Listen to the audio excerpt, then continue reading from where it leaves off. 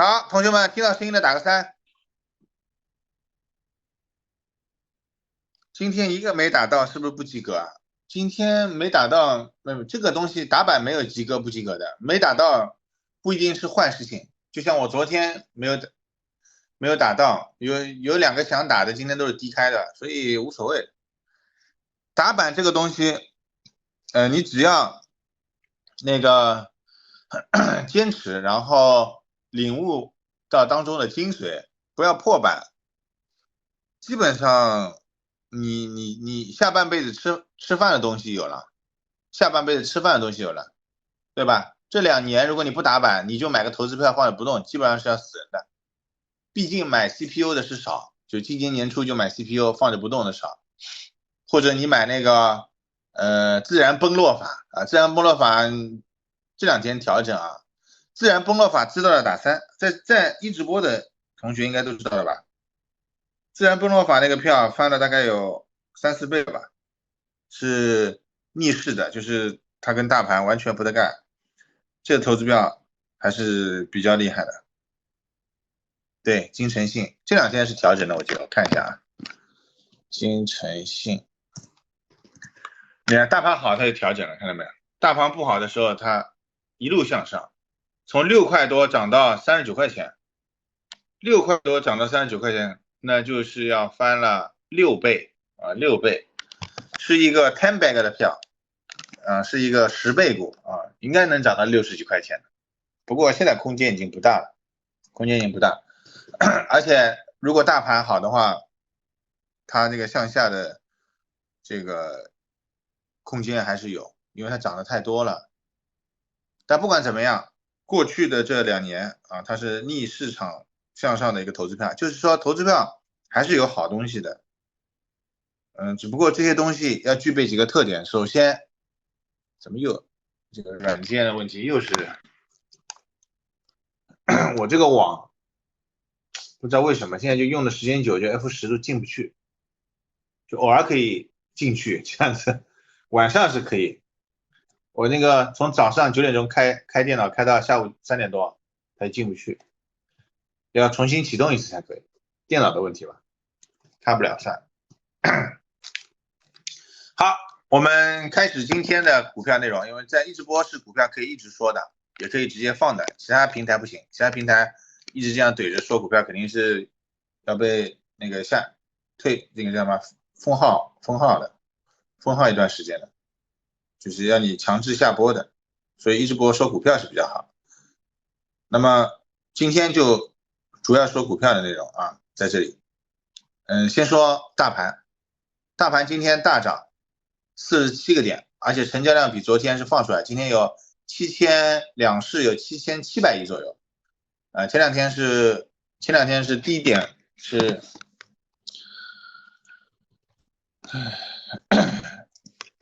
前两天的成交量在5000多亿啊，比昨天和前天啊增加了2000多，25%还没有到，但是也是一个不错的现象。而且这根 K 线呢，等于一下子把之前的1、2、3、4、5、6根 K 线的下跌全部收掉了。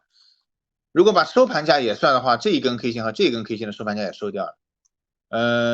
那就是说，针对这一波回补，政策就是印花税下降一半所带来的这个缺口的任务已经完成，而且今天的这根阳线呢，比较提示性的吧，大家也不用担心散户不来，散户是最没有记忆的动物啊，只要3根阳线，一根非常大的阳线啊，我们说的一根穿云箭，千军万马来相见，散户马上来，马上从骂娘模式切换成赞美模式。如一根不行就2根，2根不行就3根，你放心肯定来啊，这就是人性，人性是丑陋的，在利益面前啊，就是有的时候会不择手段，甚至不在利益面前啊也会不择手段。就比如说我前2天去派出所报警这个事情，虽然浪费了时间精力，但是让我也明白，有的时候你做再好的事情也是没有用的，而且你也不要相信别人会感恩你，不喷你就蛮好了。最早，我以前有过一张合照，有看过这张合照打一个3，有看过这张合照打一个3。那个时候是我刚刚印书的时候，那我刚刚出第一本书的时候，那种肯定是很兴奋的嘛，像是生第一个孩子一样的，对吧？然后有一些女孩，就女粉丝就要跟我合影。那我这个人说老实话，不太喜欢合影这种东西，也比较害羞是吧？其实也不是，就反正不太喜欢合影。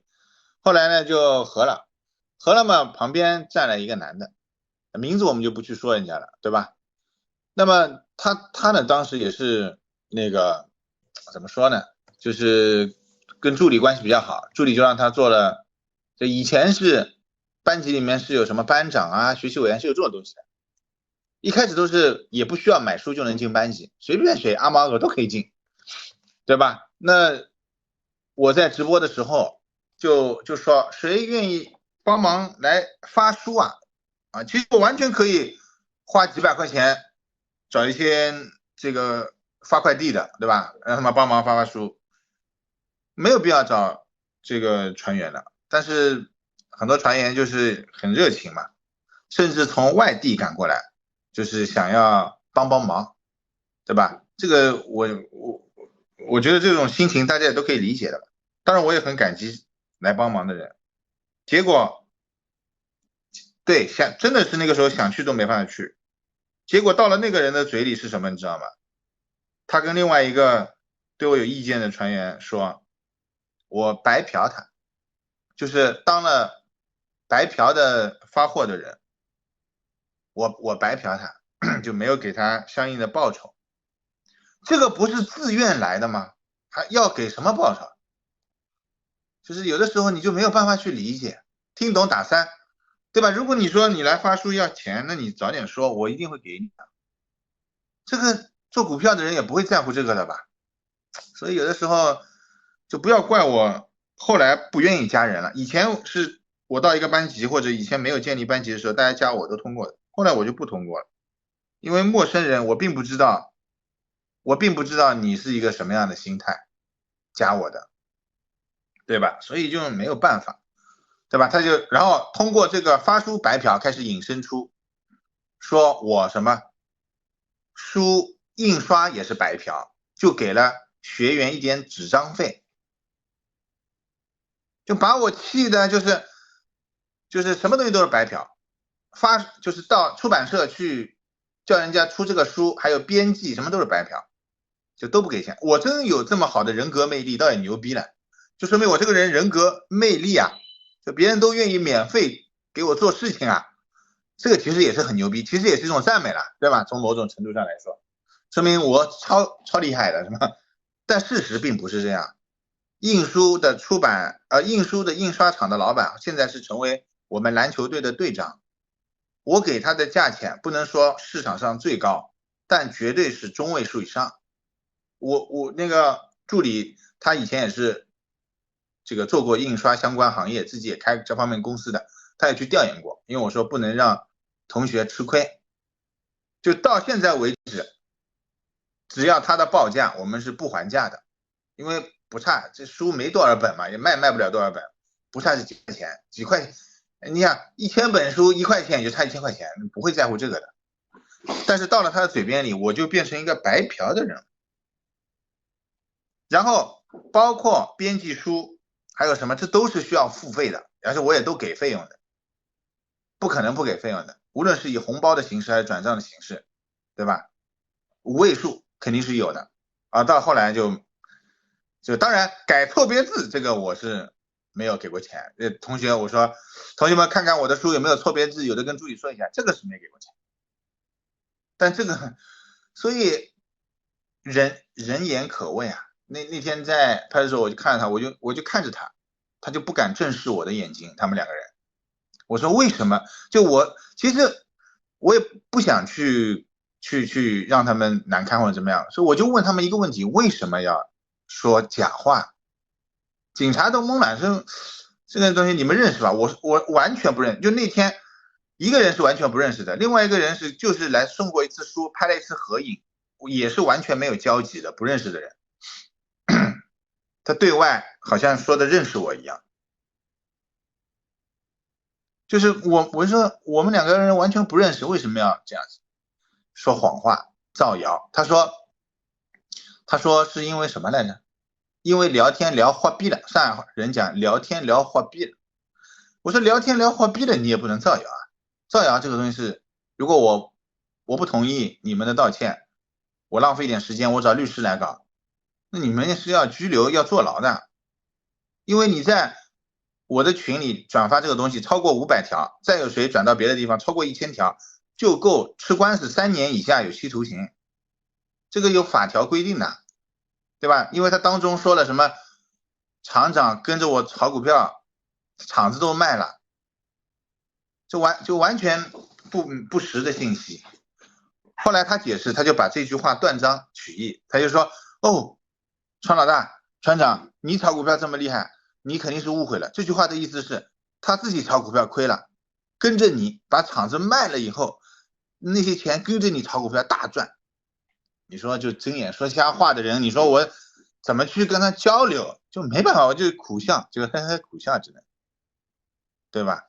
然后另外一个人更有意思，就说：哎呦，这个东西我也不知道事实，然后转了，对吧？那么现在反正就道歉了之后说，以后肯定不说了，对吧？所以有的时候你遇到这些人呢就没有办法，你能做的就是远离，就少接触或者说不接触，对吧？你这种莫名其妙的言语，所以我现在看到别人对我的赞美也好，我都很怕的，因为你赞美的越多，意味着就会有人看了不舒服。就觉得你他妈算是什么哪根葱，搞得自己像什么圣人一样的，我就要喷你，懂吗？人就很人心啊，我也能够理解，人心其实是有的时候是很可怕。在这里我再重复一点，我再重复一点，在我的群里，大家正能量一些，不要说负能量的话。助理发现了，警告你一次，再说肯定是要踢你的。还有就是班规说了不要私自建群，就不要建。如果很简单个道理，你建群，我建群，他建群，那要这个班干嘛呢？那就不需要我建这个班。一个班里面没有广告就聊股票，能够存在6年7年，这个其实是不容易的，对吧？因为对我来说，班级少一点，只要有新来的人就 OK 了，老的完全可以全部解散掉，助理还可以不用浪费时间管理，我还要给助理工资，对吧？如果你们真的要破坏，那也很简单，你们自己私建群，这个群解散也行，是吧？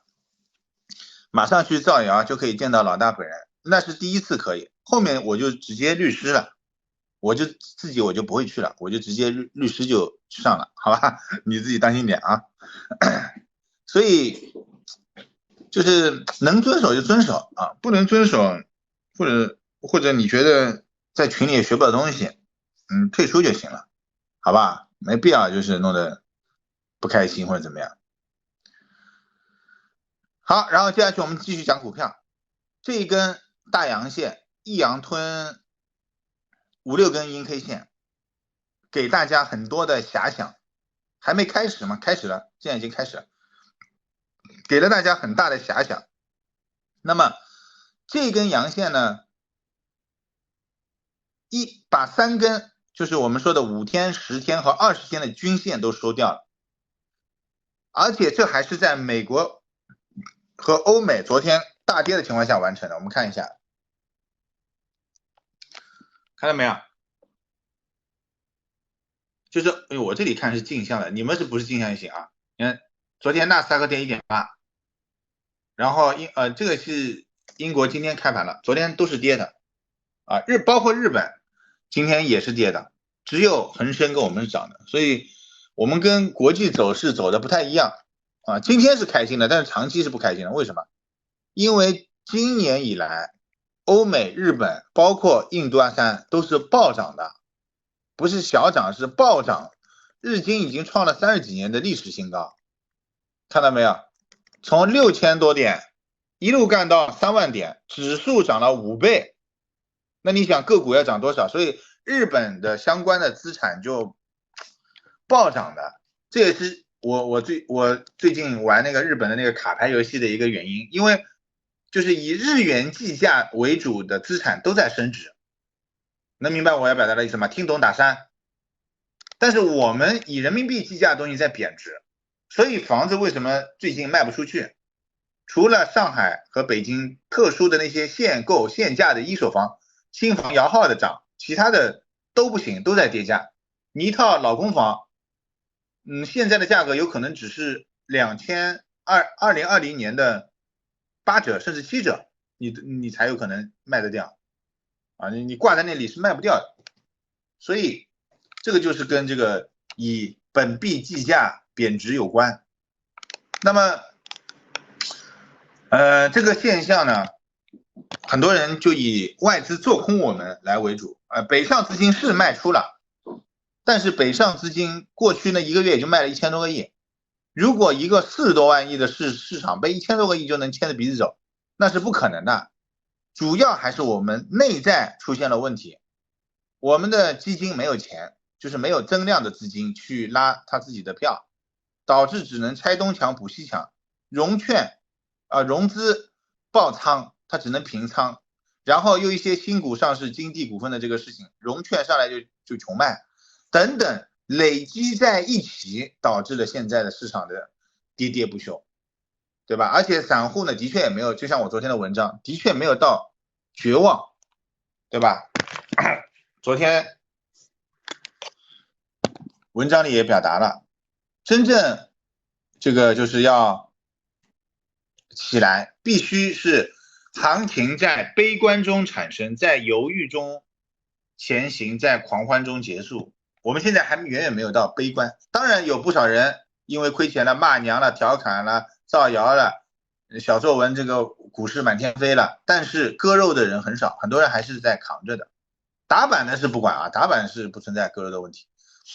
光看我的文章阅读量，昨天的阅读量是降低了啊，我看一下啊，是降低了。我们看一下现在的这个最终的情况，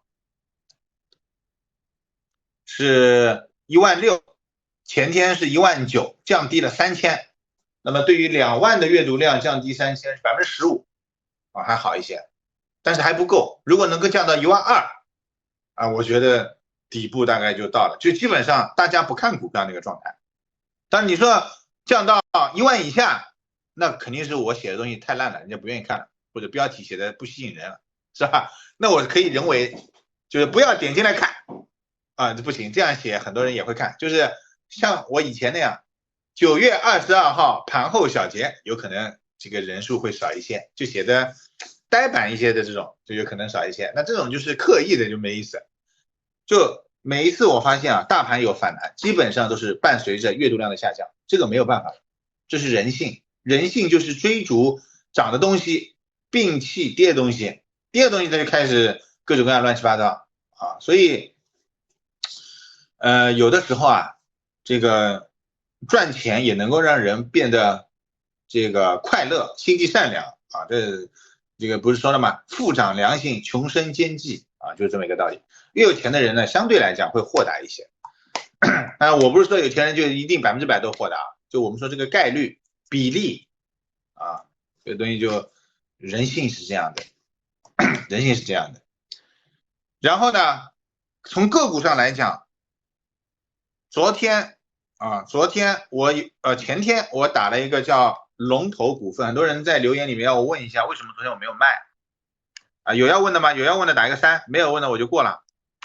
就是我前天打了一个涨停板，它叫龙头股份，昨天低开收盘6点几，我没卖，一股都没卖。因为我的买卖记录我发在微博上，你们可以继续看，好吧？这个东西做不了假。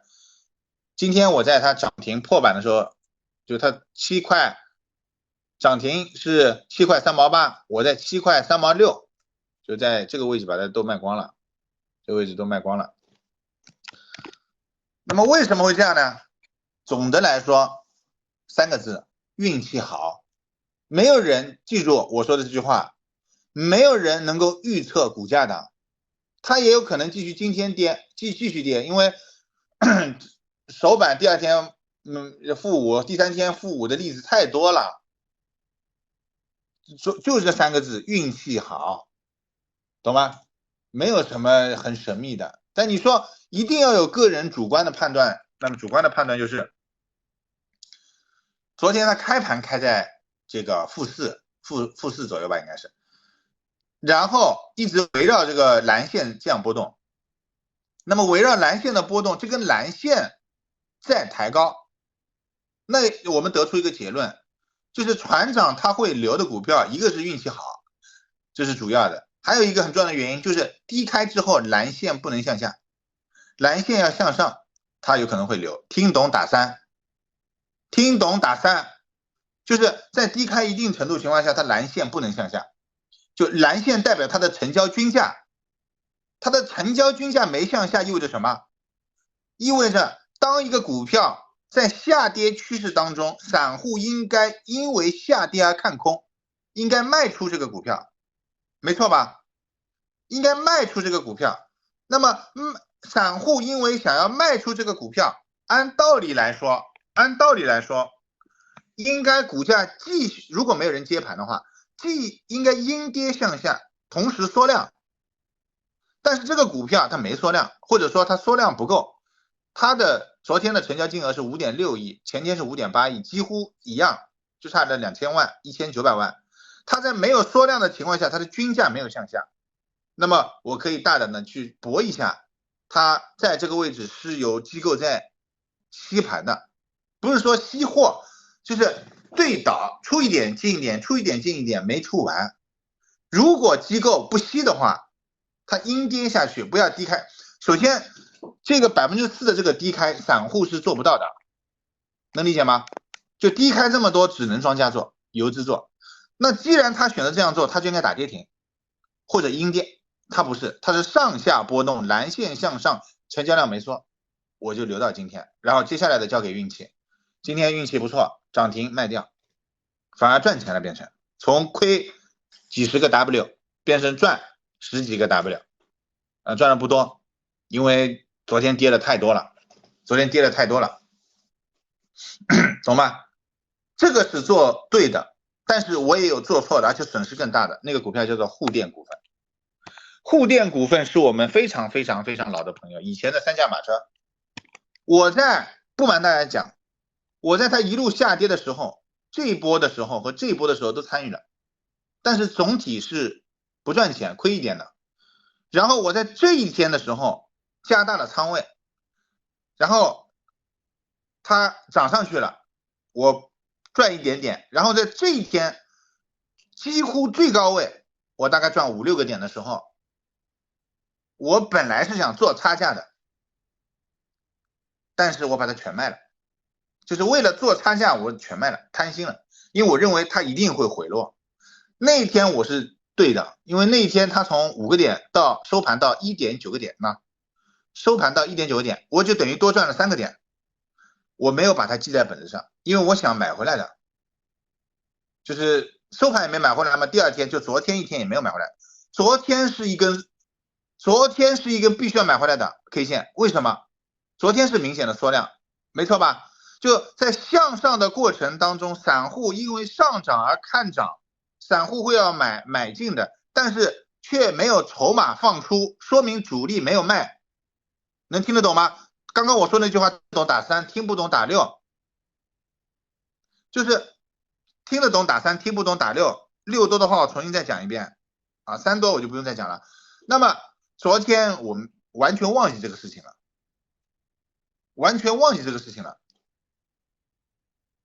所以怎么现在又有这么多打6的？好，那打6的多，我再说一遍啊，在上涨的过程当中，散户会，你永远要站在散户的思考去，就我们说要站在机构的游资的思路去思考问题，对吧？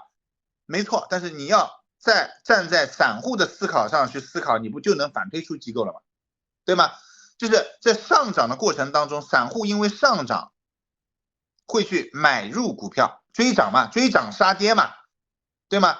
会去买入股票，但是没有量放出来，说明机构没有卖出，主力没有卖出。在连涨了2天之后，这2天大概涨了6%有的，看到没有？一个4点几，一个 1.9%，6点几，加上我在这一天卖的时候，其实这2天涨了接近10%，它没有卖出缩量的，而且价格稳在了。你看啊，它最低的价格，你要看它最低的价格19.5毛3，它最低的价格在向上抬升，向上抬升就是我们说的道氏理论，波峰波谷的问题。那么今天最后的机会，开盘我也没有买，是助理提醒我的，助理跟我说，哎呦，老大，你那个大前天买那个股票涨了，沪电股，因为那天我是让他买的，我说你赶快先买吧，他没买，他就还是坚持打板，他没买这个，因为这个跟打板没关系，纯粹投资票或者做超跌这样。然后我今天没买，等到他提醒我的时候已经6个点了，6个点我实在是也没这个能力去下手了，对吧？即便我再看好，它不跌下去，它如果回跌到蓝线，我一定会买的。它没有到蓝线，我就只能放弃。看着它涨停，导致我连打板都不敢打了，因为人就是还是人性，就像王阳明说的知行合一。什么叫做一件好事情？什么叫一个成功的人？外在对于我们的评价有2方面，一个就是这个人能赚到钱，说明他成功；他没赚到钱，说明他不成功，这是一种。还有一种就是别人对他的好恶判断，就这个人赞美他的人多，他是成功；批评他的人多，他是失败，对吗？王阳明说都不是。王阳明说，你做对和错的事情在于你自己内心，所以他龙场悟道，就是你自己内心觉得你在做正确的事情，并能够表里如一，知行合一，那就是 OK 的，那就是 OK 的。你如果自己说一套做一套，知行不合一的，那就是不行，那就是不行，那人品啊，对吧？就不可以，就不好，对吧？那你在赚钱方面一定也会损耗的，比如说那个叫什么，这个沪电股份，是吧？那么它的这个今天开盘蓝线向上，这个价格带着蓝线向上，那按道理呢就应该直接买入嘛，对吧？不管你忘记也好，还是什么也罢，你反正没有买，那你就没有办法做到知行合一。那么这个赚钱就和我无关，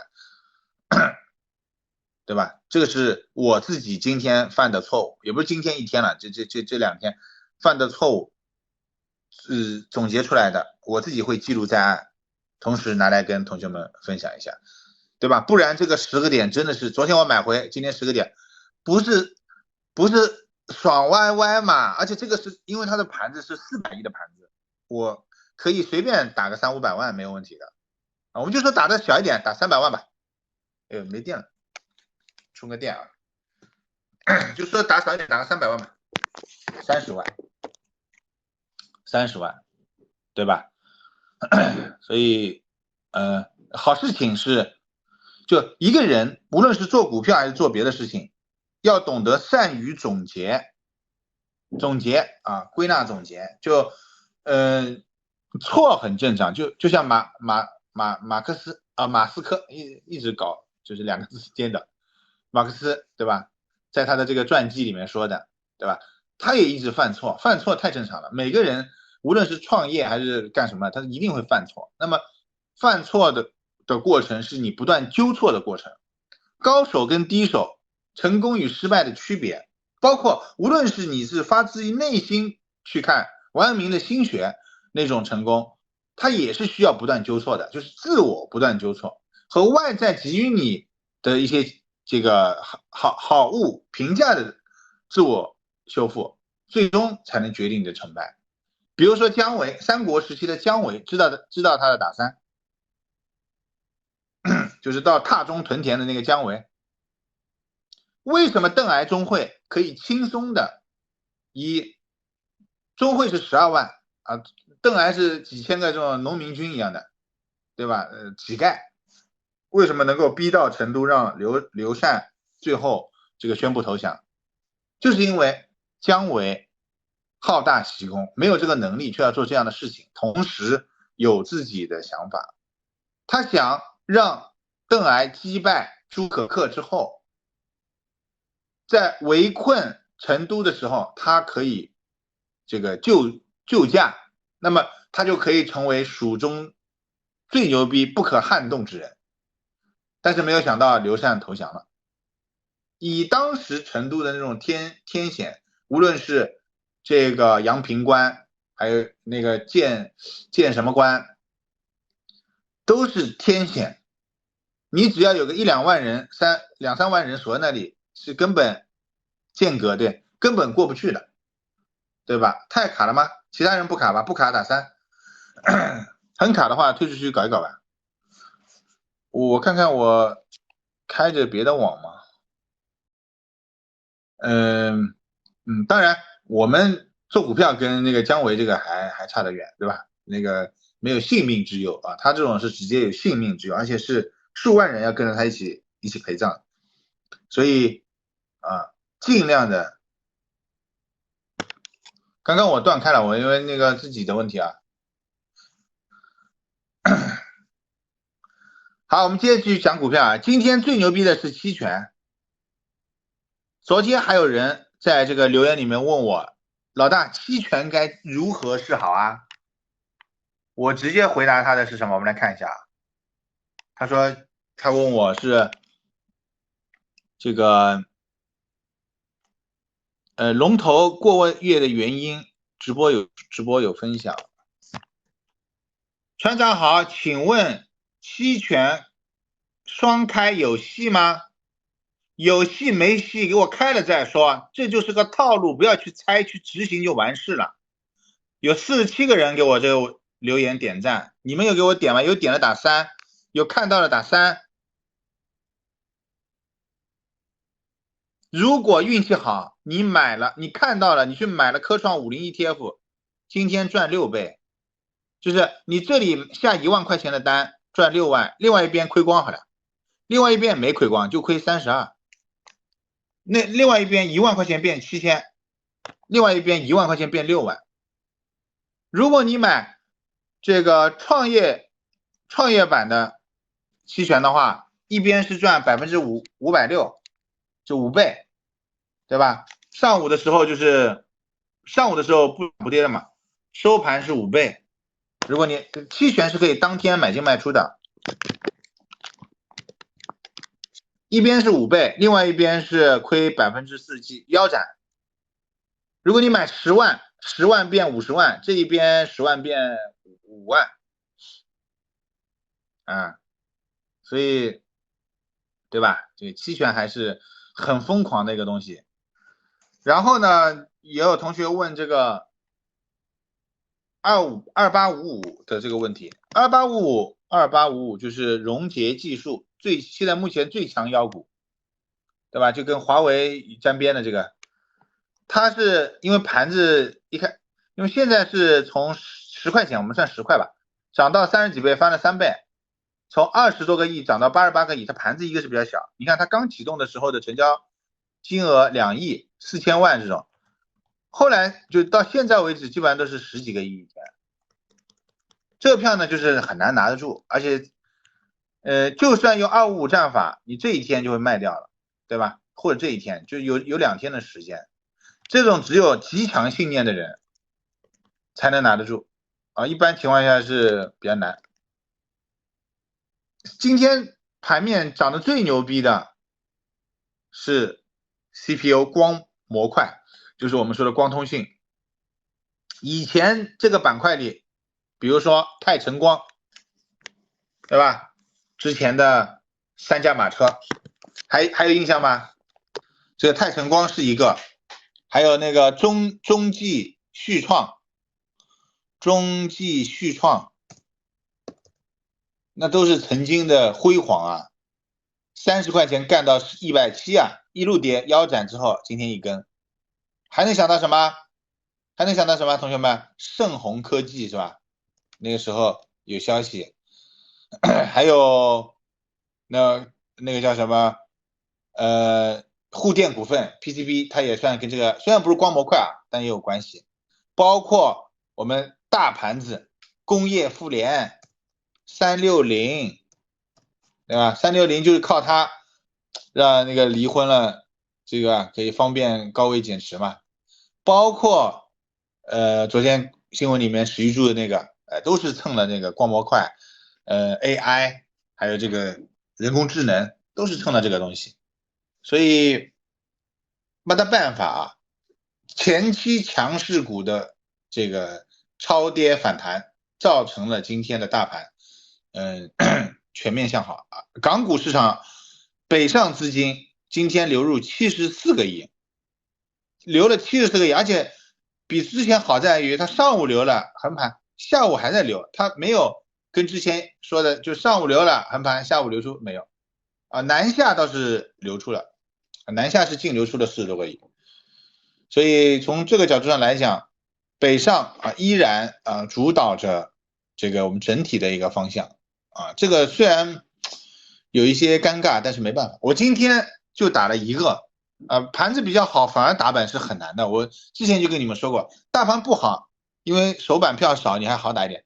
盘这全是涨停的，你就很难挑了。而且同时3个咣当涨停，你的这个人你不可能同时打3个的，对吧？你反应也没那么快。我今天就搞了一个，我们反正看下礼拜一这个会不会好吧？搞了一个回风的，对吧？CPU 我实在是不太想打 CPU 啊。还有一个嘛，就是当你不知道买什么的时候就买它，对吧？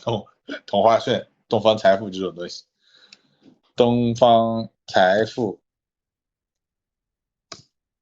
对吧？你实在不知道买什么，就这2个东西一买，对吧？大盘好的时候，我说大盘好的时候啊，你可以弄。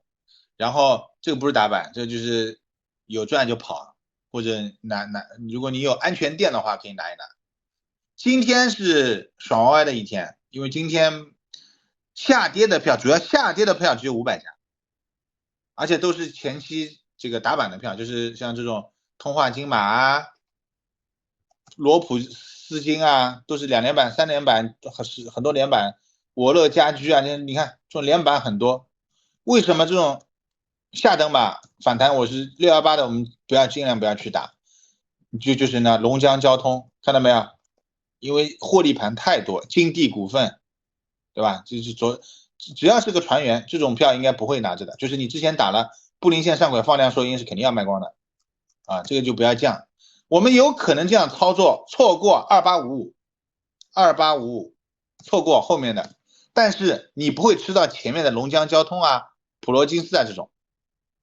毕竟溶解技术只有一个，而那种下跌的有10几个，概率上面不匹配。听懂打3，就炒股票打板是抓的概率，对吧？我们不可能保证打了板就一定挣钱的，这个神仙，对吧？你这样想的人是神经病，这样能成功的是神仙，运气好。我也不可能每一次都像龙头股份一样的跌6个点没抛，第二天涨停，太难了。我就不要去，就像巴菲特讲的，我们不要拿着火药桶穿越，拿着火把穿越火药桶，结果没死，认为自己牛逼啊，运气啊，你这不是低调谦虚，这是面对事实啊，这是面对事实啊，好吗？还有CPU 以前的3巨头剑桥科技，看看今天涨什么样啊？今天也是如期的上午就封板了。你看剑桥科技就上午这么强势的一格就封板，那其他的这个 CPU 就可以跟，因为它当时是涨得最好的，9块钱干到了78块钱，对吧？比我当时说它可以 10 bag， 结果没有，就是主力预判了我的预判，它没有到90块，它到78、80都没到，打了一个8折，89、70，对吧？打了一个85折，它就下来了。他就没有给你10倍，因为大家都在等10倍，他就不会给你10倍。大家都在等跌破3000点，他就不会跌破3000点。这就是股票的奥秘啊，这就是股票有意思的地方。好，下面我们先感谢一下同学，然后同学们的留言我们再说一下，好吧？因为昨天鼓掌人数没有到，我来都没有来，今天其实也没有到412，没有鼓掌的人去鼓一下好吗？怎么样都要到500，这个是一个。当然我能理解，对吧？股票不太好，但是这2回事情啊。文章写得好跟股票好不好没关。第1名拉比克中伟，第2名梅珍大凯，后面并列 Indigo、CZJ、Cree、苏丹、小米粥、YYX。林伟业、喜羊羊、孙竹斌、好好学习、杨仔、威尔、松、巨蟹林、无畏。然后还有昨天的第一名是黄忠行 Cree 拉比克，后面是梅珍、大凯、孙竹斌、TT、Indigo、3年、好好学习、松、巨蟹林和喜羊羊、杨仔，你看就是还这些人。有一个同学是顶格打赏了，我看一下他是为什么啊？我知道，他是昨天有个留言，这个同学在吗？就是腾讯上班的这个同学，腾讯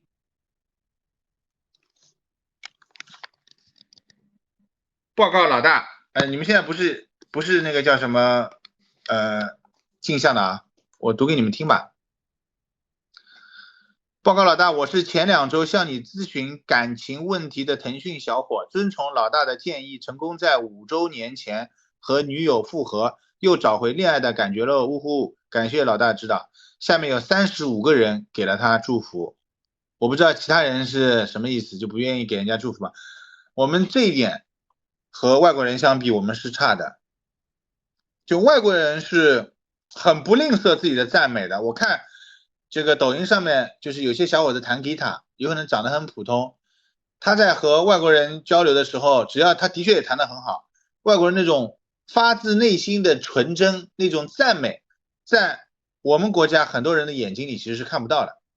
大家的眼睛里，我就看得到钱啊，没有那种朴素的。为什么我的左眼让我忘记你，右眼代表记得你能够火，就是因为这个人他的眼睛里有纯真，而城市里的大部分的人是没有了，只有虚荣，只有物质啊，只有那些不知道什么东西啊，混沌啊，浑浊啊，没有那种以前的这种义气，真的是有没有这种感觉？这种感觉打一个3。所以啊，既然看到，除非你没看到，看到了就要祝福人家，对吧？我不知道你在不在，那个叫什么黄忠行 Hanzo，如果你在的话，打个赞，我们可以连线一下，对吧？那一天的感情连线，在的人打一个6，我已经忘记我跟他说什么了，反正能够帮到他，追回他的女朋友，我觉得算很开心的事情，我替他也感到开心，因为他的这段留言，最近私信我来问我感情的很多，说怎么样才能问你感情啊？要付费吗？什么的不需要，你只需要把内容打出来，或者给助理，或者私信完整的，对吧？什么什么原因，当然我不是感情专家，就我会通过我的阅历跟人生和遇到的一些事情，把我的观点告诉你，你就多一个选择吧，只能是这样说，多一个看问题的角度啊。至于最终你会用什么样的方法去完成你的感情救赎，取决于你。那个小伙子是上海杨浦区的，他说他跟他的老婆最近一直在吵架，不知道该怎么挽回这段即将破碎的婚姻。他说什么？他说，老婆一直翻旧账，就吵架了就一直翻旧账什么什么的。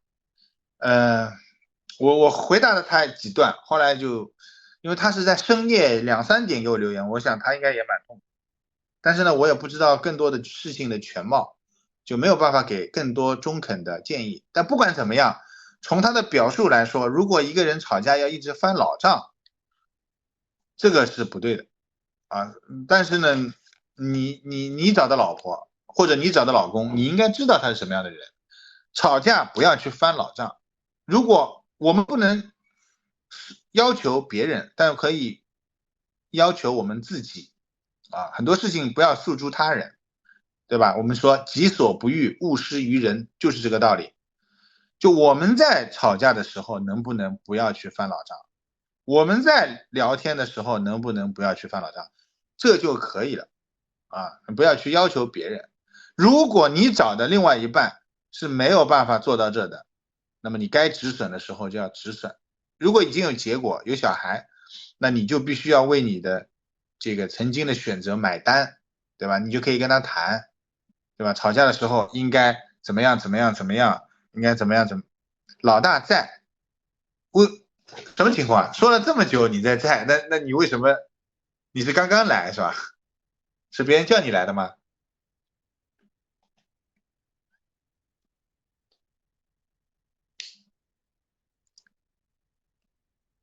是别人叫你来是吗？啊，你找个会议室，有延迟也没有延迟这么久的吧？感情问题的话，我们可以回那个叫什么东西啊？公众号的那个地方去，可能很痛苦。什么可能很痛苦？我们可以回公众号那边去聊啊。这个倒不急，好吧？那边方便，那边这个屏幕什么比较好一点。我们这里可以说股票，因为这里股票就不影响，好吧？我先把留言都说完啊，都说完再跟你连线。老大最近好多红眼病，请问传染性病有红眼病吗？好像没有吧？我之前是得过一次嘛，然后得过一次，我让你们去买的那个眼科那个叫什么来着？我说那个是做投资票的，他也研发了那个近视眼的滴眼药，那个叫什么？来你们说有两个票，一个是投资票，一个是投机。我说那个投资票开发了一款新的近视滴眼药，不是眼科，新奇眼药，对，新奇眼药，这是一个投资票。说的时候是90几块钱吧，90几块钱，现在150啊，没有翻倍，但是很稳，很稳，对吧？很稳，怎么样？这个还 OK 吧？也算不辜负各位所托啊，是吧？因为为什么我知道90几？因为那个时候我吃了这个一字板嘛，我是在120的时候卖的嘛，我就要了这一段，后面的没有要，没翻倍啊。150 90几到150怎么翻倍？没翻倍。啊，你要做差价那什么的。哦，他分红送过股是吧？啊，那我不知道。啊，美食股派啊送过股啊，美食股派钱啊，那送过钱，哎，不重要了。这个东西反正对吧？我也没拿到现在，对吧？就赚了一点走掉了，弥补了一下我的红眼镜，好吧？红眼病呢，我个人觉得应该就是那个新冠的分支，就是新冠的那个一个部分啊，有一些呢会攻击你的眼膜、视网膜、眼角膜这些东西，让它发炎，有一些病毒啊。久违的太阳，今天打板共进华工买了一点张江高科博反弹，这都回答过了。湖北一化氧化腰斩啊，这个同学你看他就比较苦了，他说腰斩等着那个，你看这个同学你看到没有？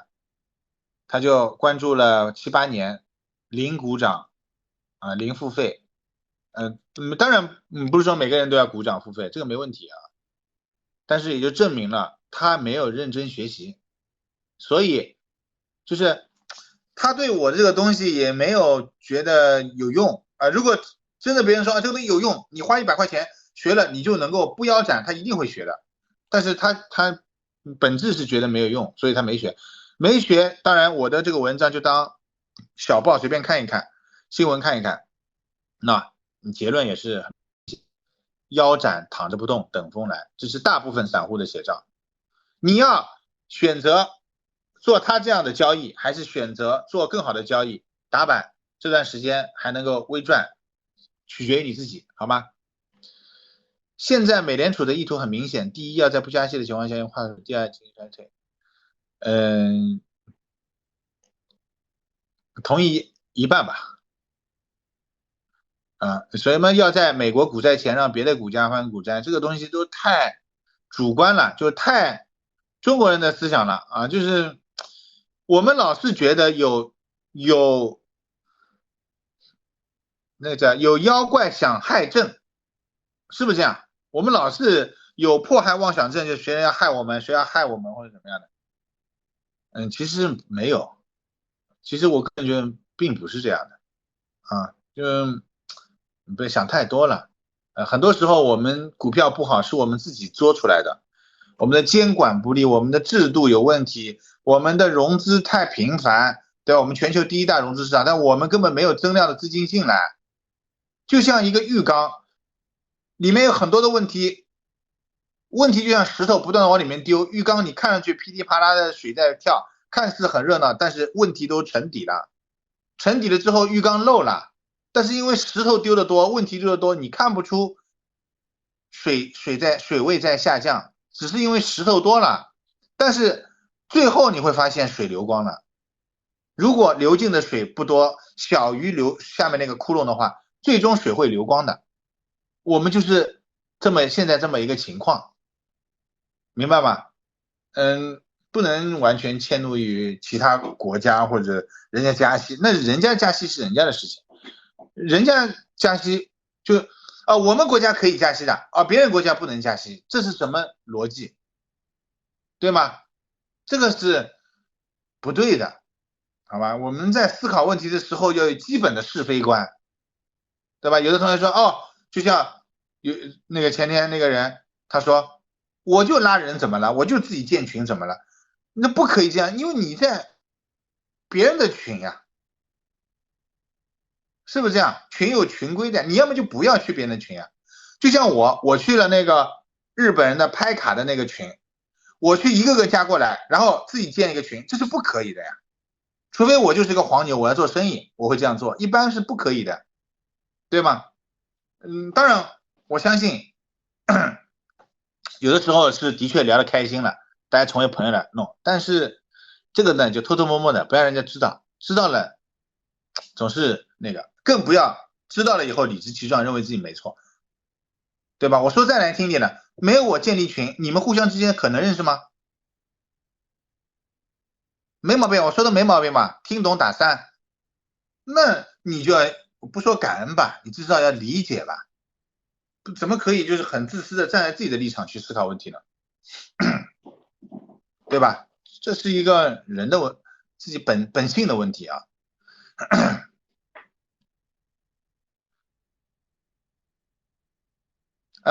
那个同学在吗？这边留言说完了，你想如果要那个视频的话，我就开微信了，可以去听听你的那个事情。啊，那我就退出，我们去微信好吧？我这里就关掉。感恩读过了，好，直接去吧。